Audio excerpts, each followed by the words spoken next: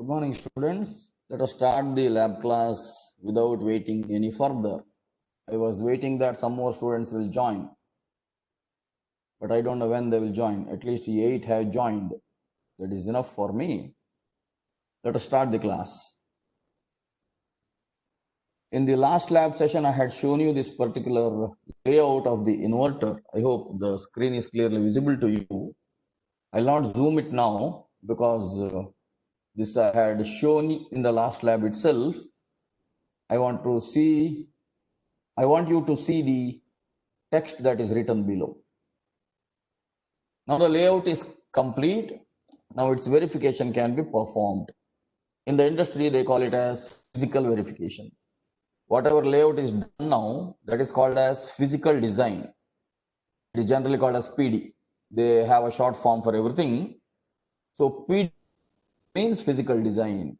Many times they hire engineers basically for two particular jobs. One is for RTL coding and one is for PD. RTL coding means register transfer level coding, that is digital domain of Vlsi design. Let me talk about RTL when we start discussing the digital experiments. And even in digital experiments, after the Verilog coding is done, after the synthesis is done, there is going to be a physical design. Physical design means the actual placement and routing of the design, placement of all the devices and routing in between the devices. Routing means simply connections, establishing the connections between the different parts of the circuit. So that is called as physical design. So once this PD is completed, we have something called PD verification, physical design verification, or we also call it as physical verification. Just like after we complete our circuit diagram, we perform a verification of the functionality of the circuit diagram by means of circuit simulation. We used a tool called Spectre. Spectre is the Cadence name for Spice itself. So that is also called as Spice simulation in general terms. Cadence calls it as Spectre simulation. They use the tool called Spectre there. So we perform simulation for the circuit diagrams which we connect. Now the circuit diagram we have converted into a physical design or a layout. Even the layout needs to be verified. Now you may think, what is the need for verification of a layout when we only have done it? Yes, we only have done it, but who is going to check the connections? Even though we have done it, there can be always oversight, there can be always human errors, there can be always manual errors. Now that has to be verified.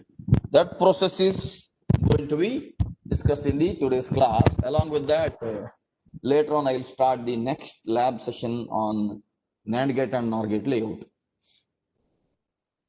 Okay, so as the layout is now complete, its verification can be performed. In the layout suite, we have one more tool called Ashura. We are working with the tool called Virtuoso. Virtuoso is the upper level tool. Inside Virtuoso, we have other tools. One was the layout editor, by means of which we completed the layout of the inverter. Now we use one more tool called Ashura, that is for physical verification. In Ashura, click on Run DRC. DRC stands for Design Rule Check. In the theory class, you might have already studied about the design rule check. That means lambda-based design rules and micron-based design rules. There's a parameter called lambda, and when the channel length of the transistor is 180 nanometer, generally 180 nanometer divided by 2 is considered as lambda. Means 90 nanometer is considered as upper lambda. Now the whole layout can be defined by means of lambda. Means, let us say there is a polysilicon path, then there is an adjacent polysilicon path. In between the two polysilicon paths, what must be the minimum distance? That can be specified by means of lambda. Similarly, if there are metal paths, between two metal paths, what is the minimum distance? And what is the minimum width of a polysilicon path? What is the minimum width of a metal path? All these can be specified in terms of this particular parameter called lambda. In general, lambda is L by 2. In general, means if the channel length is 180 nanometer, lambda can be 90 nanometer. And in terms of 90 nanometer, we can define all other design rules.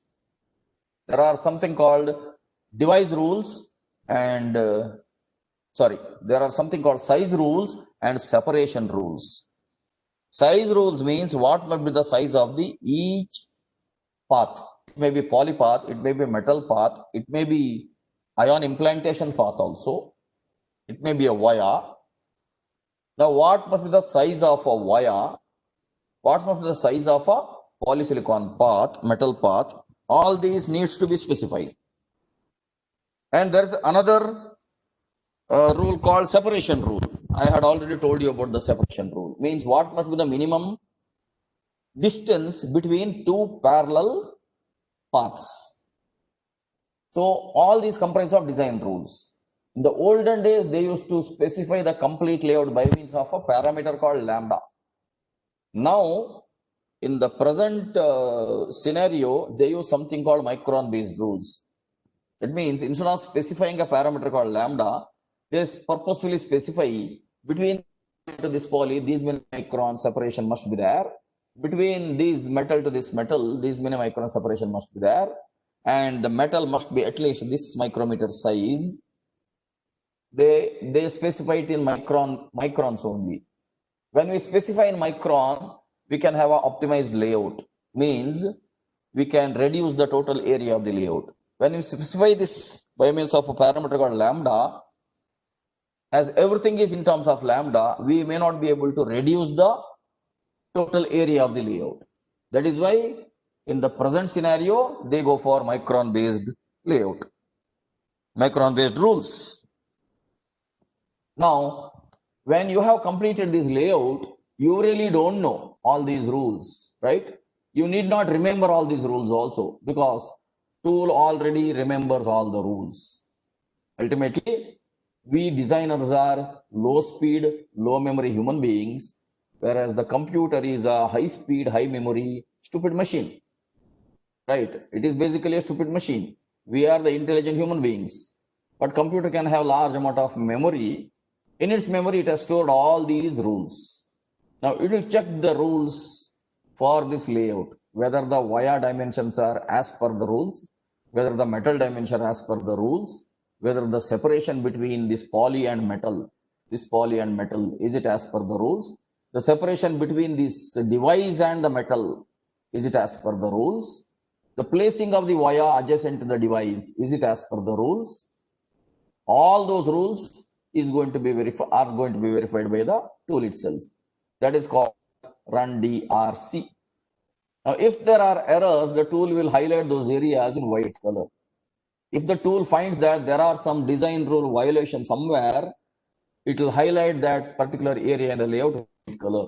Now, the errors will also be displayed in another window called ELW, error layer window. And the location of error can be known by selecting the error in ELW and on clicking on the arrow mark available in ELW. Once you click on the arrow mark which is available in ELW, automatically tool will take you there to that particular position where the error is there. Now you will have to detect that particular error and you will have to correct it. The tool will indicate the type of error also there. Anyway, I have not put the screenshot for all of them because you will have to practically do it, only then you will understand it. Now this is the first verification called DRC, Design Rule Check. Let us proceed further now. This is the procedure that is used for run Ashura DRC. You are going to simply click on OK. You are not going to do any editing here. You are going to simply click on OK.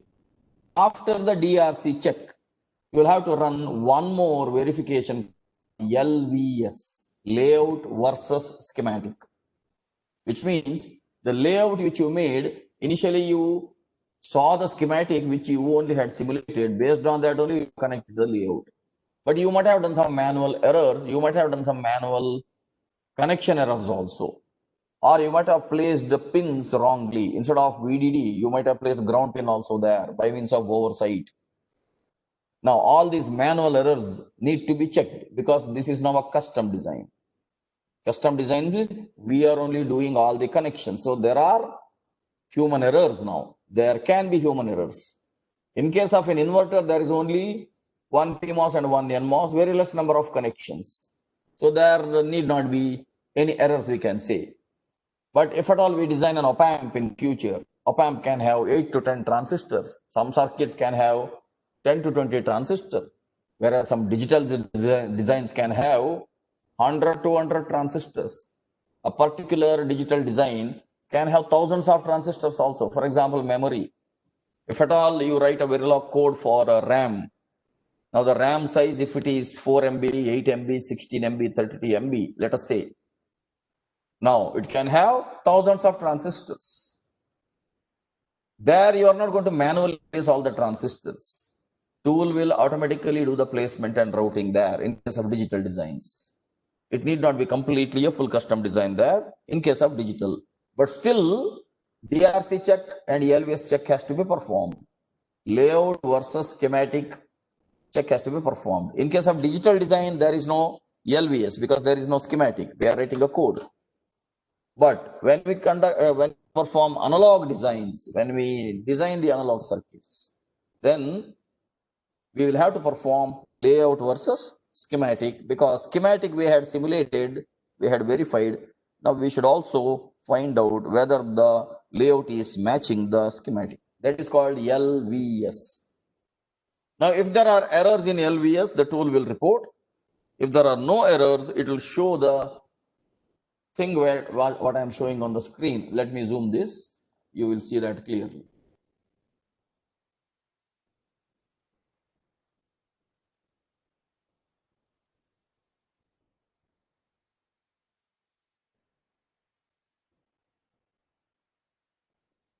So you can see this now. Let me zoom it further.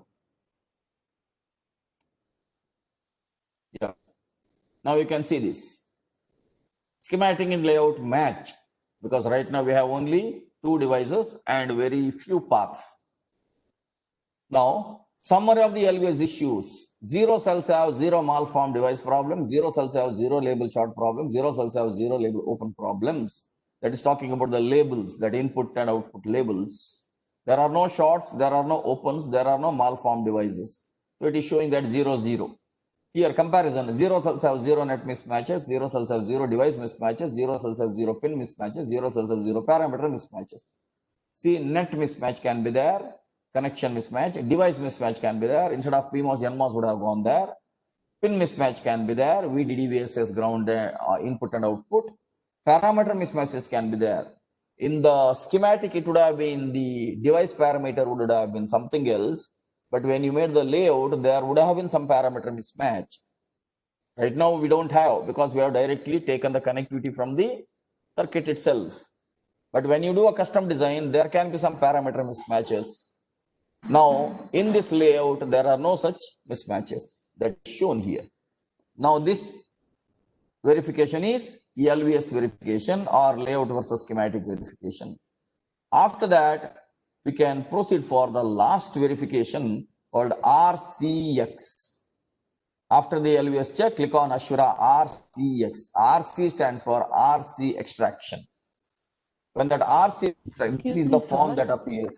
Yeah, tell me. Sir, Yeah. the before one, what is that extraction information, sir? What does that mean? Like, Yeah, that thing. extraction information. Let me zoom this.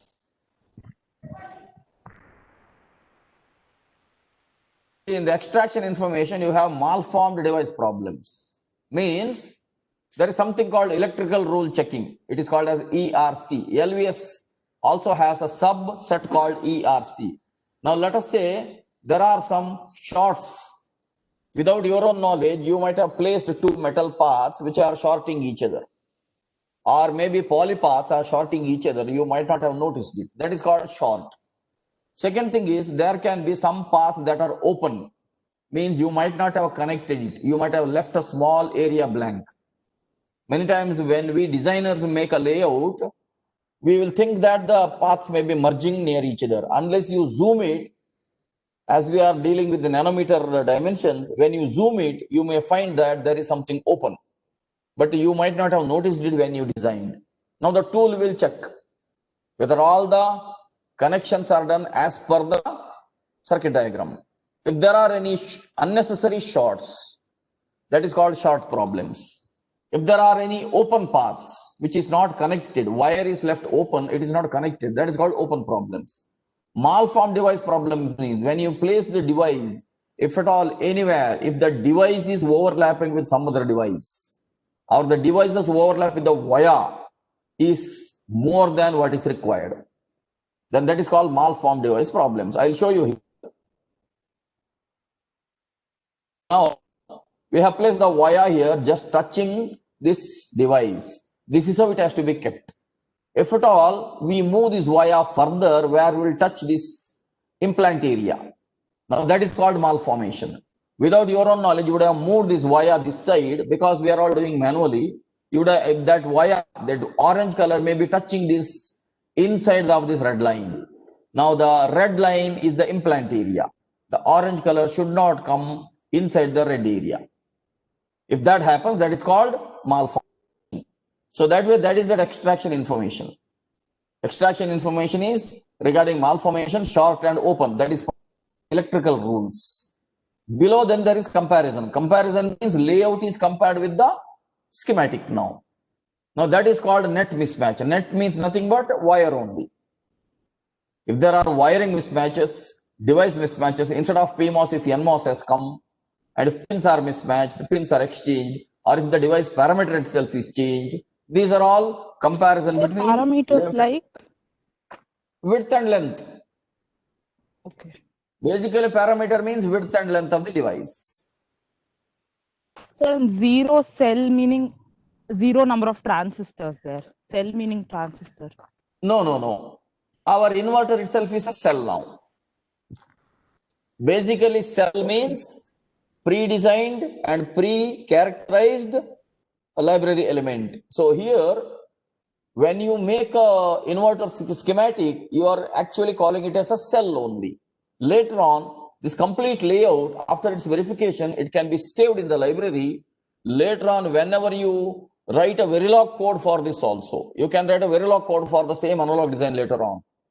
When you call a Verilog code there, the Verilog code will automatically take this inverter's layout only there. That is why now this can be called as a standard cell. An inverter can be a standard cell, an adder can be a standard cell, a multiplier can be a standard cell, that way. Cell is basically a name given for a library element. So here the tool is showing 0 cells, means there are no cells who have any errors. Everywhere you can see 0, 0, 0.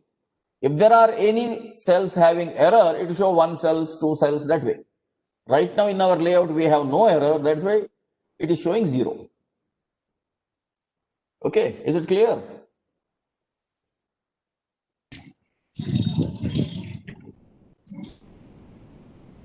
Any more questions, Vanilla? Sure, I had a doubt, sir. Like cell meaning building block of the complete circuit. Like I build the entire circuit with an inverter or something like that. Yes.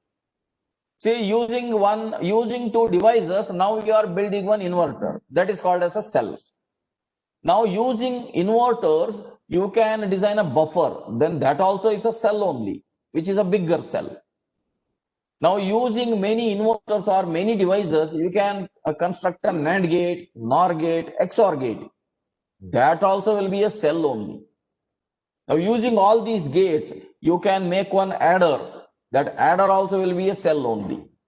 Using adders, you can make a multiplier. That also will be a cell. Using adders and multipliers, later on, you can make one ALU, completely one arithmetic logic unit. That also will be a cell. So I'll define the cell as pre-designed and pre-characterized library element.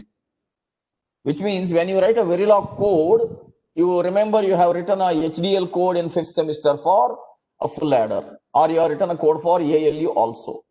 When you write a full adder, you are calling those XOR gates and AND gates there, or OR gates there. Those gates are by default present in the library of the tool. Now they are cells there. Now once you write a Verilog code for the adder, you can store it again after the physical design is over, and then also you can call an adder only separately. That also will remain a cell. In general, why a red blood cell is called as a red blood cell?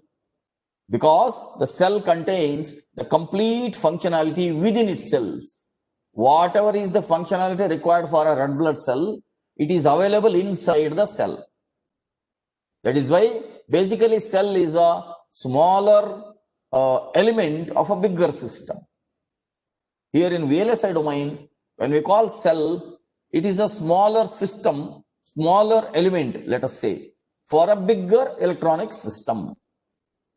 So that is the definition of the cell, pre-designed and pre-characterized. What does it mean? We designed a circuit diagram, then we made a layout. Now we are characterizing the layout by means of the errors and by means of the RC extraction. And it is going to be stored in the library. Whenever we call an inverter now in the digital domain, automatically the tool will take the layout also along with it, because in the digital we don't do custom design there. Whenever we custom design in the analog domain, that is going to be used in the digital domain also. Okay, is it clear? Yes, sir. Now, if I move the wire to the red boundary, then what error will come? Like where one will come? Move, yeah, which wire? This one. If you move the wire to the red boundary, now two errors. In this case. Yeah, two errors will come. Okay. There will be malformation also, there will be net mismatch also. There will be malformed device problem. It will show one cells have one malformed device problems because Cmos is having malformation. And that error will come here also. One cell will have one net mismatch. Net mismatch means what? The body of the PMOSFET must have been connected to VDD. Instead, now the drain itself gets connected to VDD, right? If you see here, if this orange color is touching this red boundary, then this is actually the drain side. Drain side itself will have a wrong connection. But in the schematic, drain is connected only to the other drain, right? So when the drain is connected to the body itself, if this N well is moving towards red, drain is connected to the body, it will show two errors there. One is device malformation, one is net mismatch. Actually, it will be one error from your side. It is a manual error. Tool will not understand whatever is that. Tool is not that intelligent. Tool will simply check the layout and the schematic. As far as the tool is concerned, for the schematic, it will have a matrix there. Matrix means all the nodes will be stored as rows and columns. Whichever nodes are connected, there will be a matrix connection there. It is basically a mathematical matrix.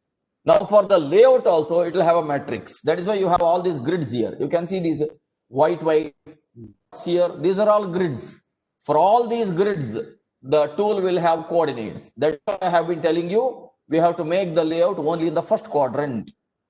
So the tool will have this particular matrix where for each dot, it will put another matrix. In between these two dots, a wire is there. In between these many dots, the device is there. It will construct a matrix. Now, tool will compare the two matrices. Wherever between the two matrices, if there are errors, that is going to be shown. But there is a bigger discussion which I am telling you now. In fact, we just need not bother much about the deeper details of the tool's functionality. Why? Cadence tool or Virtuoso tool is not designed by electronics engineers. It is designed by computer science engineers. Electronics engineers are going to use this tool. That's all. Otherwise, it is the computer science engineers who are going to write the software for the Cadence tool itself. For that purpose, they also have to study VLSI design. That is why VLSI design is an elective with the computer science engineering students also. So that is how the tool will create many matrices. It will compare the matrices. Wherever there are mismatches, it is going to report it here. Now we have to see these errors we will have to correct it on. Okay, is your doubt So, clear? sir, Yeah. sir, in the library, if I do not have any cells, like made cells, like inverters or gates or Ah, ALUs, then the ah. cells represent the transistors directly. Yeah, Like, yeah. so in the number of transistors, I have the so and so error. Like The that it is. transistors are called as primitive components. Transistor cannot be called as cells But because over here, sir, as you said, if I put the orange boundary to the red, you told I will be getting one cell has a one short problem, one cell has a one. this inverter itself is a cell, right? Inverter itself Okay, is so a the cell. whole inverter has a so and so problem is what it's telling. Or is it What? telling the one Cmos is having the problem? See, inverter itself is a cell here. Transistor is not a cell. Ah, You okay, okay, again, I understood now. yeah, again remember the definition. Cell is a pre-designed and pre-characterized library element. Transistor is not characterized as such by us, right? The transistor is only coming out because of the schematic there. In the transistor, it is only an open transistor. We only have made the connections. So that way, the transistors are the primitive elements or the primitive basic elements which are present in the library. Later on, we are going to take the transistors, we are going to make all the connections. So we will be building cells on our own. That is why they are called standard cells. Standard cells means we designers only have to build those standard cells. Here inverter itself is the cell. Transistor is not the cell. Transistor is a device here. Okay. Shall I proceed? Okay then.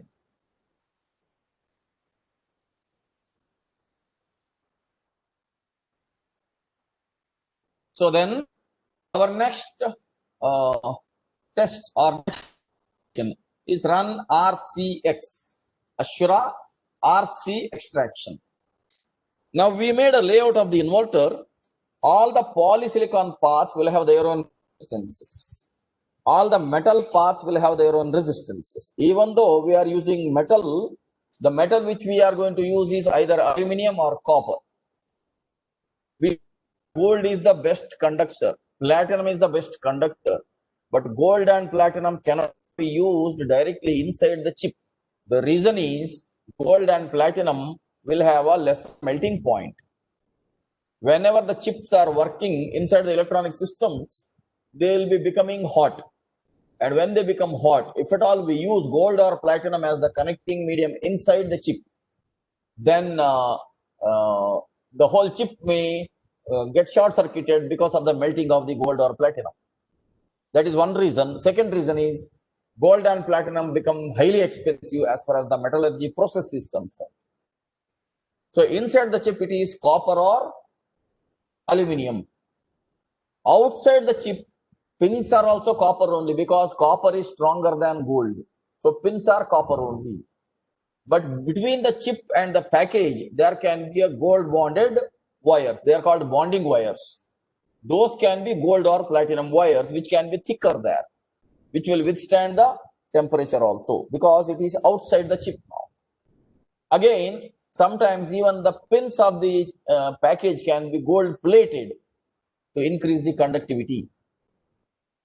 In the olden days, even the telephone keypads used to be gold plated. Even the computer keypads used to be gold plated so as to have better conductivity. Even nowadays also, if you want to have a best quality connection, even the computer keyboards are internally gold plated. It is only gold plating, but the base metal is copper only. Now, as we are using copper, copper has got its own resistance. And when we are using metal wire, metal will have a resistance. And that because of the resistance, there can be a voltage drop across the metal wire itself. That is why the VDD and ground wires are much wider. You can see,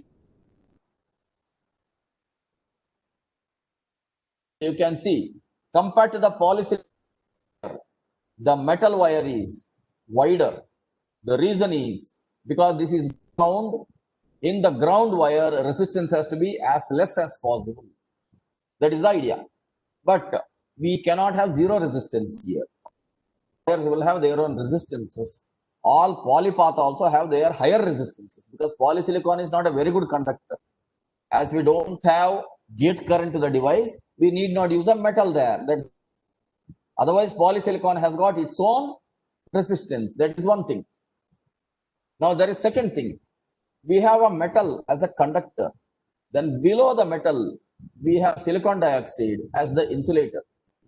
Between metal and diffusion, there is insulator. There has to be insulator. There cannot be vacuum, right? We visualize this chip. There cannot be vacuum in between. It is all layers stacked up after one more layer. Even though we have told that it is only substrate, then it is well, then it is implantation, then it is oxide, then it is polysilicon, then it is metal. We tell, but in between metal and polysilicon, there must be an insulating layer there. You understand my point? There cannot be a vacuum or there cannot be air also, because whole chip is a solid structure.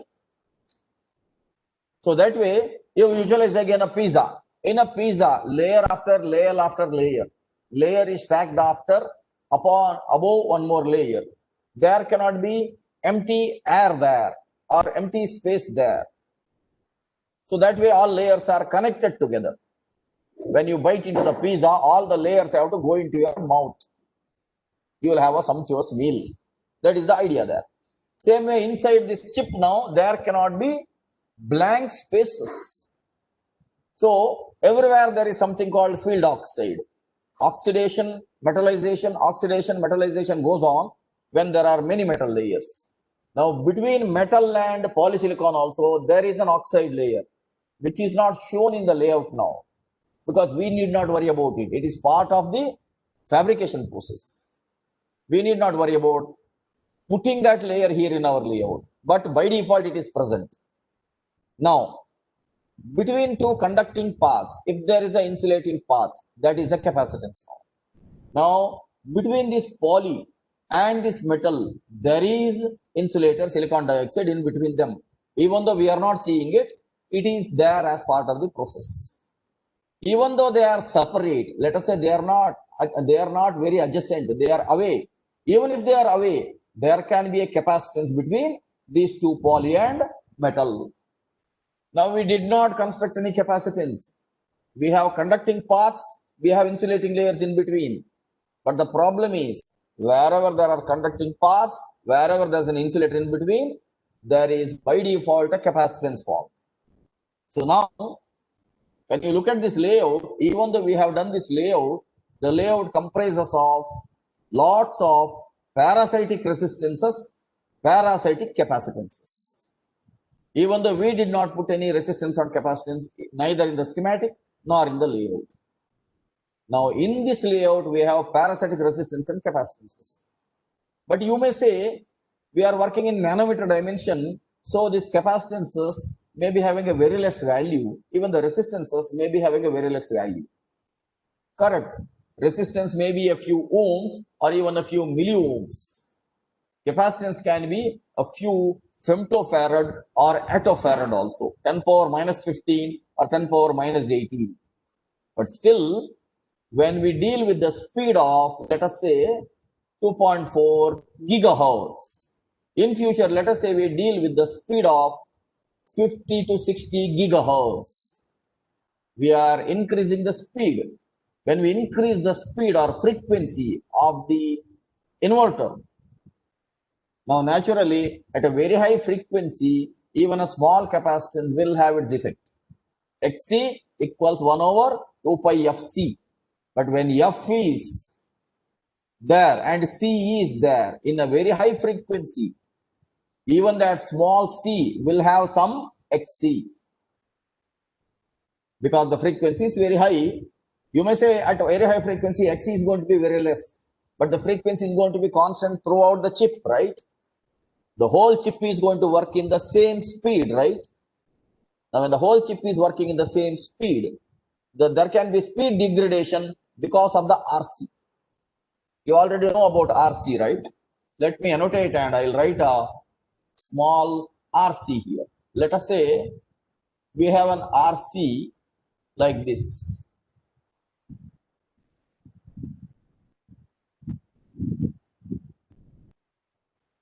Now this is a parasitic R. There is no physical R. This is a parasitic C. There is no physical C. Now let us say we give one square wave here. This is a digital chip. We give one square wave here. What will be the output? Output will not be a square wave. Capacitor will gradually charge. Capacitor will gradually discharge. So the square wave got distorted into some other integrated wave. That's why this RC circuit is called as an integrator now. Now the square wave loses its shape. Now imagine we are using an inverter at a speed of 2.4 gigahertz or maybe more. Now the shape of the waveform will not remain as it is. The digital waveform may become somewhat distorted, and later on there is a loss across this R also. Let us say this is 0 to 1.8 volts is the amplitude of this square wave. Now here it may become from 0 to 1.4. That is because using this R, capacitor gets charged, but later on the voltage goes down from 1.8 to 0.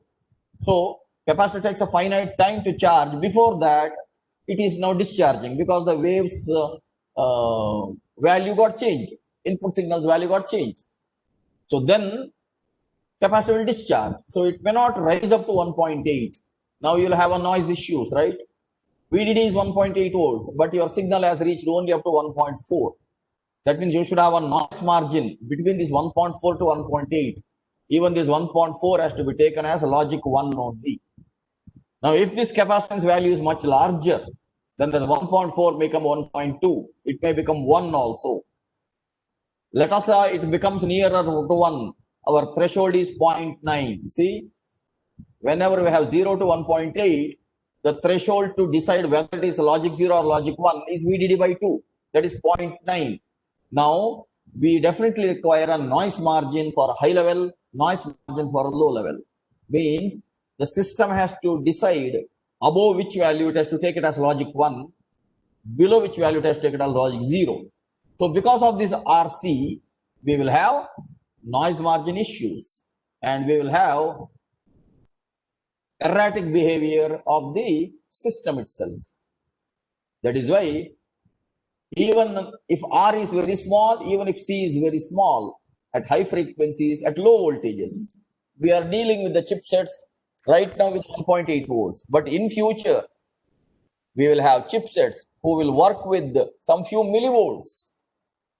Even now, the microcontroller which is there as an embedded processor inside your mobile phone, its VDD is only 0.9 volts.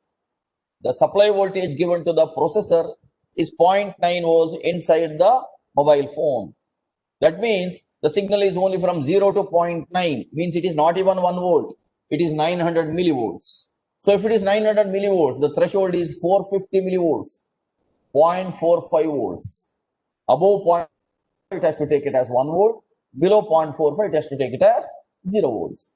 So we are dealing with the low voltage chipsets and we are dealing with high frequency chipsets.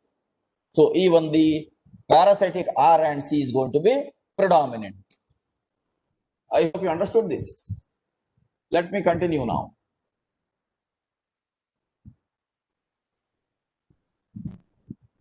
Now we will have to perform a test called RCX, RC extraction. Now when we perform this test RC extraction, the tool has to take out resistance and capacitances. You can see this picture now.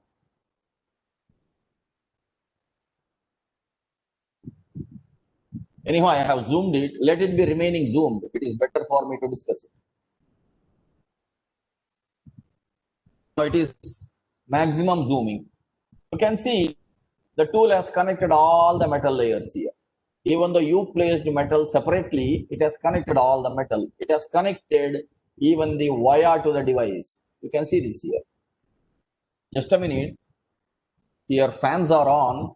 Let me turn off the fans.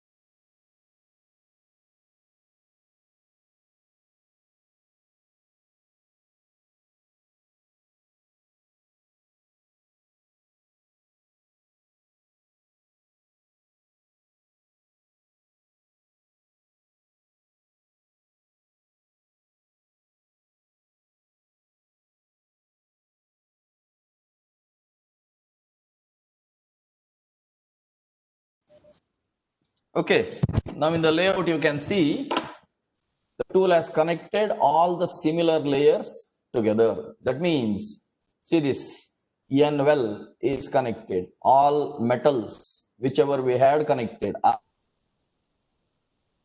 and below you can see all the polypaths are connected.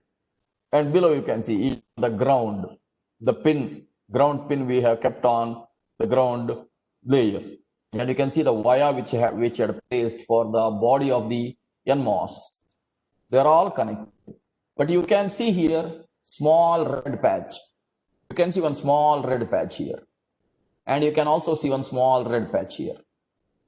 All these small red patches are the parasitics. Means the tool has detected parasitic resistors, parasitic capacitors.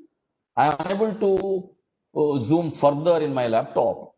Once you start working on in the VLSI lab, then we will show you exactly which one is this, whether it is a capacitance or a resistance.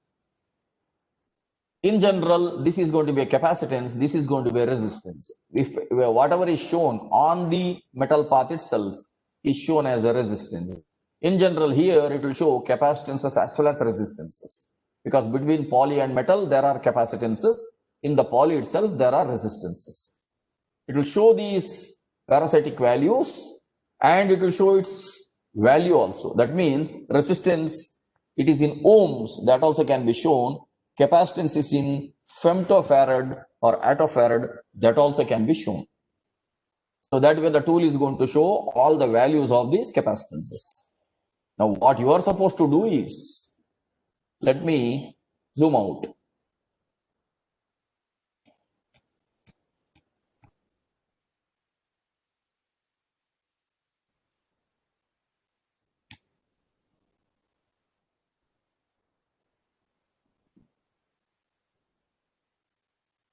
Now you are seeing the complete RC extracted layout now. Now in this particular layout, we have seen this parasitic resistances and capacitances. Now this complete layout has to be again tested by giving the logic signal as input. Because as I showed you, let me annotate once again. Now let us say we give input as square wave here to the input pin. Here we are taking output. We expect the output to be like this. Right? We expect the exact square wave as output. But because of these parasitic elements, we are going to get an output like this. As I showed you earlier, because of the RCs, we will not get the square wave as the output. We will get an integrated wave as the output. Now we will have to have a compromise in the output signal quality. With this single inverter, you may not find this much of variation. But when we have thousands of gates, not just thousands, lakhs of gates inside the chip, millions of transistors inside the chip, each transistor will have its parasitics.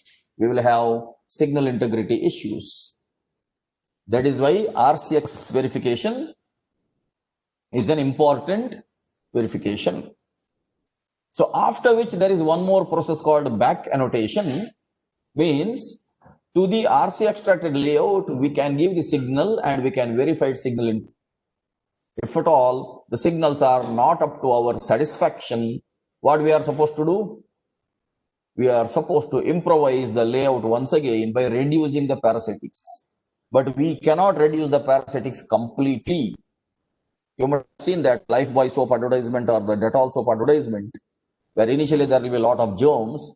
After taking bath, again there will be one or two germs shown in the picture. It is not possible that we will have zero germs. There will always be some germs in nature. Same way, in this layout, there will always be some parasitics. That is where we should have a noise margin for logic level 0, logic level 1.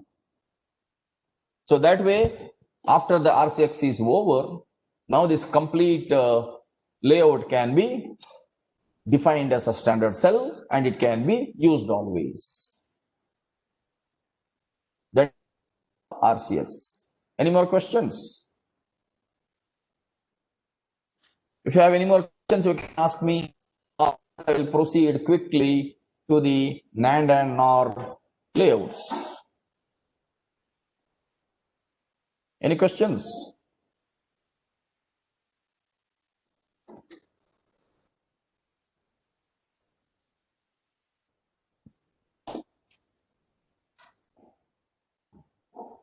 Vanilla is there?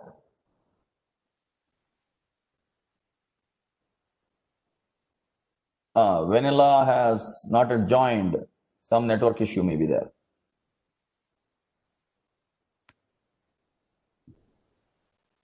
Now let me proceed to the next section, that is layout of NAND and NOR gates. Here I will go very quickly because now we have understood all the basics. I will simply zoom this particular slide where I will just show you how the NAND gate is connected.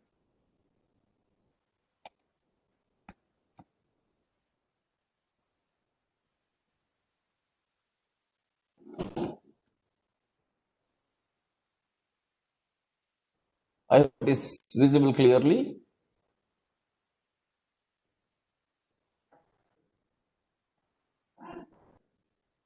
Yeah. Now you can see here, this is an AND gate. PMOS is parallel, NMOS is series.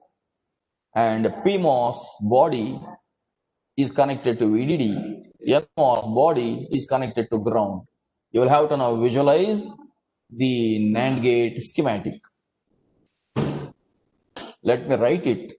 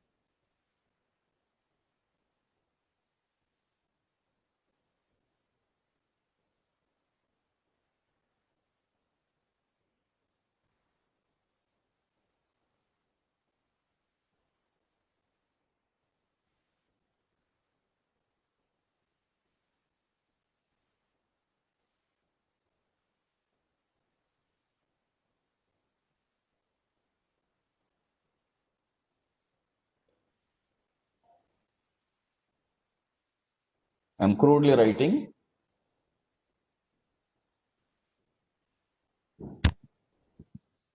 This body of PMOSFET is connected to VDD now. You will have to visualize this circuit now.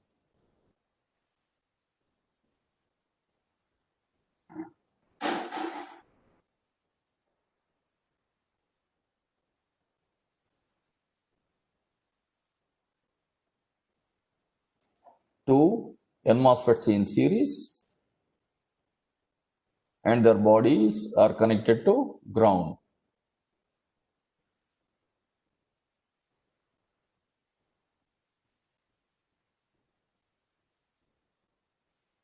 And now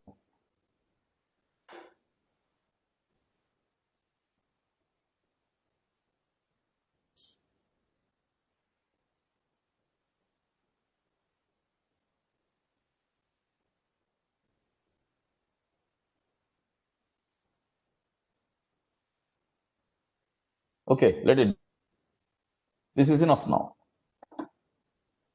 So you have two P MOSFETs in parallel, two N MOSFETs in series, and you have input connections, VDD connections, ground connections, output connections. You can see here the PMOS, one PMOS gate is connected to another NMOS gate, that is one input. Now this and this are going to be one input this way. Similarly, the other one. Now this one and this one are going to be another input. Let me not write it. It will get crisscrossed here. So that way the gate of PMOS and gate of NMOS are connected. Another gate of PMOS and another NMOS are connected. Now this is the source of PMOS connected to VDD. Another source of PMOS connected to VDD. Now you have a freedom to choose which one has source, which one has drain, because they are basically physically interchangeable until they are connected. You already know about this. So now this is taken as the drain, this is taken as the another drain of the PMOS. Together, that is going to be the output pin, that is this pin now. And that is again connected to the drain of NMOS. You can see this is connected to the drain of NMOS. And that NMOS source is connected to the drain of another NMOS. You can see this here. That drain is connected to the source of another NMOS. You already know that this is drain. This is going to be drain. And this is going to be source. Again, the upper one is drain, lower one is source. Always in NMOS, upper one is drain, lower one is source. In PMOS, upper one is source, lower one is drain. Accordingly, this source is connected to this drain, the other source is connected to ground. And you can see this is the ground pin here. There is this VDD pin here. And you can see the gate to gate are connected. There is this one input here. Gate to gate are connected, another input here, and the output pin is here. Then the body of the P MOSFETs are connected to VDD. The body of the N MOSFET is the black color screen itself, right? The substrate is the black color screen itself. Now that P substrate, which is adjacent to the NMOS, is connected to ground. Now you may think when the P-type substrate is there, why two via should be connected? Can anybody tell me? Why two via here should be connected adjacent to two N MOSFETs? Can anybody tell me?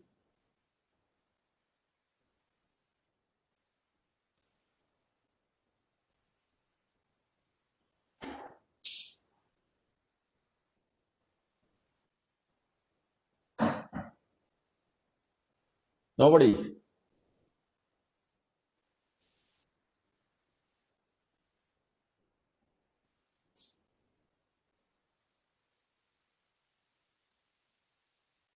Harshita?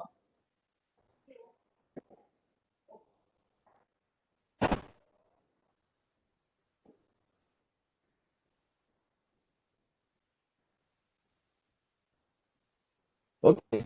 Kuldeep is telling to reverse bias the individual CMOS diode junction. Yeah, correct. Even though the substrate is throughout present everywhere, very junction formed, right? P is everywhere, but N is here and one more N is here, right? So adjacent to that only that PN junction is there, that has to be connected to ground. It is not enough that only a single wire can be connected to both the transistors. If at all you connect that way, if the distance between the two devices is larger, then the tool is going to give a DRC error later on. Understood. If you have any questions, you can ask me. I hope the layout of the is understood.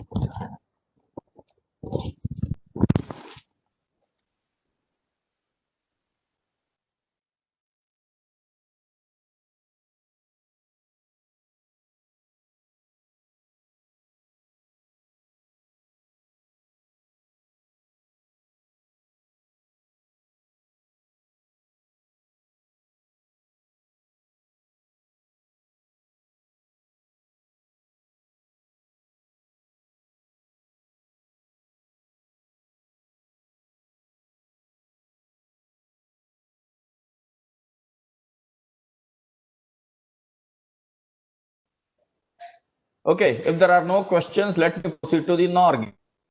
All other procedures remain the same. DRC, LVS, RCX. They remain the same. You can see that the windows are showing here that schematic and layout are matching. Next we move. See, this is the final layout of RC extraction, where all the layers are connected. And all the inputs are also connected. All the similar paths are connected. This is the layout after RC extraction. Now let me move to NOR gate. This is the schematic of the NOR gate, which you have already seen in the previous class. Now, again, make a layout for the NOR gate. You can see here, now PMOS is series. Let's zoom in.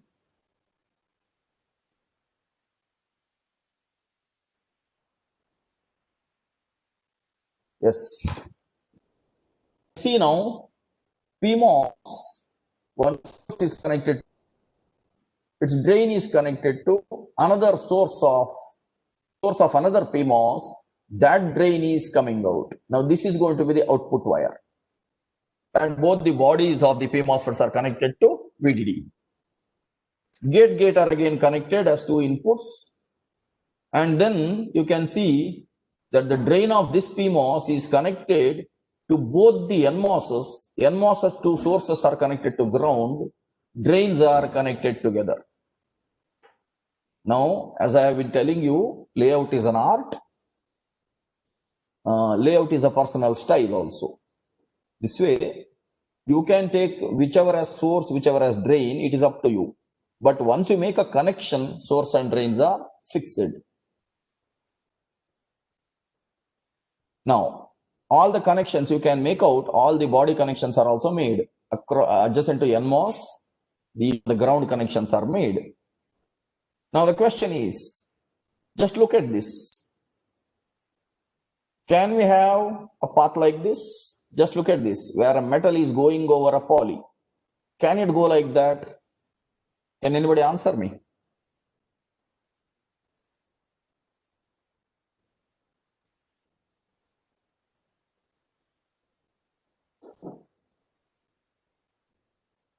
Can anybody answer?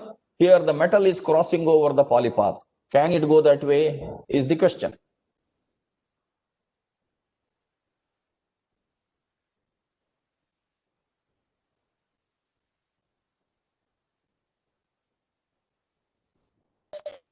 No.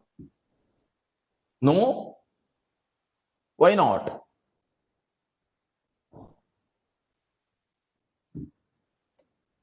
It can go. Tell me how. Metal can go poly. Because, as I told you in the beginning today, in between metal and poly, there is always a silicon dioxide layer. Even though we are not showing it as a silicon dioxide layer, there is always an insulating field oxide layer. It has to be there to separate the two conducting paths. There cannot be vacuum inside the chip. So that way, between the metal and the polysilicon, there is an insulating layer.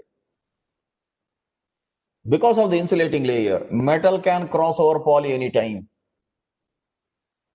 Okay, this is all right. Metal can cross over poly. Otherwise, making connections would be difficult for us. Just like that, if I have to bring this connection all the way here, how do I? Let us say, this particular connection, I'll have to connect without bringing it here. How can I do it? Everywhere there is metal here now. See, if I have to bring it in this way, there is this metal. If I have to bring it in this way, there is this metal. Metal cannot cross over metal. It will become a short circuit there. So this cannot be done. This cannot be done. But this is all right. Why? This is all right.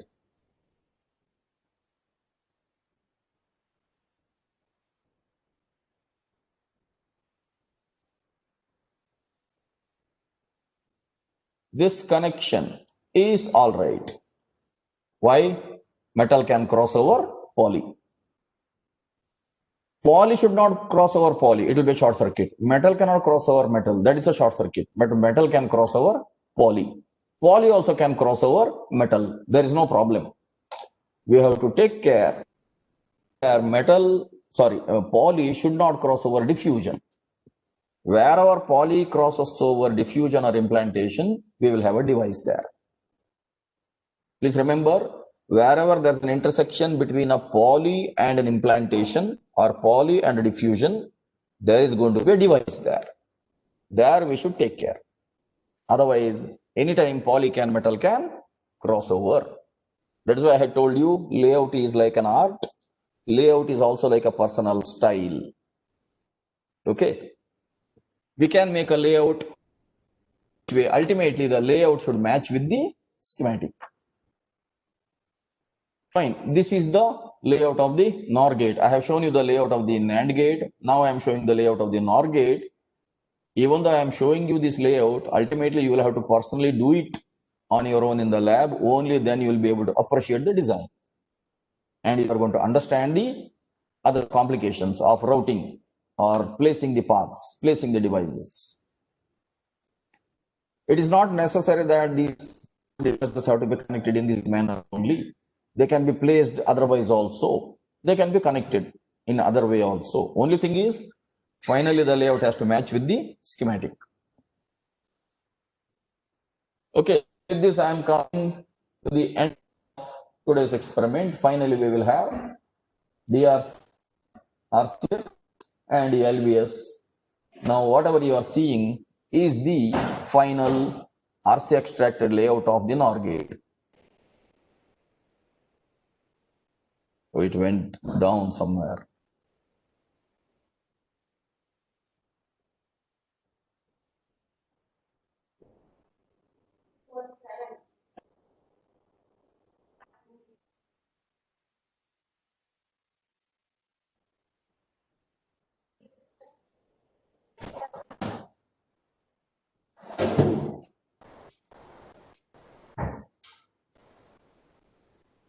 Let me zoom out so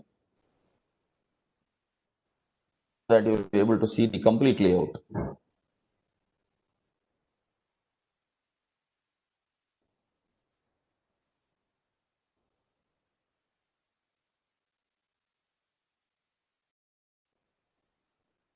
Yes, now you are able to see the complete layout, right? You can see the PMOS series connection, NMOS parallel connection, all the layers connected together by means of the tool itself as single layers. So here you can see on top of poly, there is this metal going and it is perfectly fine. Later on, when we deal with the multi-level metals, actually we don't have it in our lab at all, but when we deal with multi-level metals, that is why we have multi-level metals. Metal 1 we have, metal 2 we have, up to metal 6 we have, even up to metal 12 also we can have in the future processes. So there, why we have so many metal layers? Because it will be very much difficult for us to make connections with a single metal layer then. Everywhere we'll have to put a lot of vias, if at all. If at all we have a layer in a bigger circuit, we will have to connect them by means of lot of vias. More vias means more parasitics. That is why we have multiple metal layers. Fine, with this I am ending today's experiment of NAND gate and NOR gate layout. If you have any questions, you can ask me further, or else I'll end the class. Any questions, students?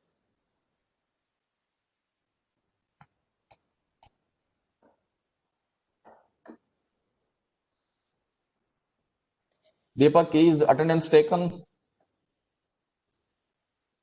And attendance link, and I also created the assignment upload. Fine, fine. Okay then. Let me end today's class. See you in the next lab class.